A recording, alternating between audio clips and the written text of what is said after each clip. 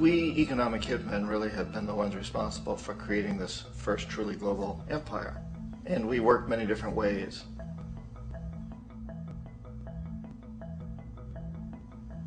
But perhaps the most common is that we will identify a country that has resources our corporations covet, like oil, and then arrange a huge loan to that country from the World Bank or one of its sister organizations.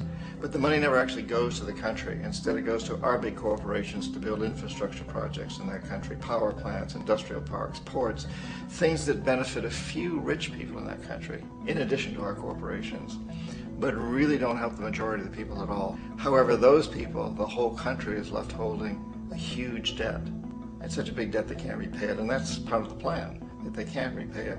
And so at some point, we economic hitmen go back to them and say, listen, you owe us a lot of money, can't pay your debt, so sell your oil real cheap to our oil companies.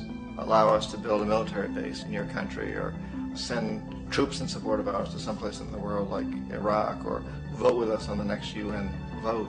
To have their electric utility company privatized and their water and sewage system privatized and sold to U.S. corporations or other multinational corporations. So there was that whole mushrooming thing, and it's so typical of the way the IMF and the World Bank work, that you put a country in debt, and it's such a big debt it can't pay it, and then you offer to refinance that debt and pay even more interest.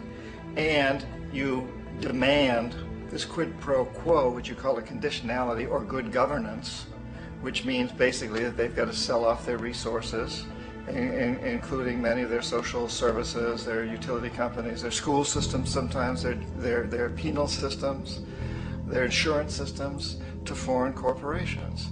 So it's a double, triple, quadruple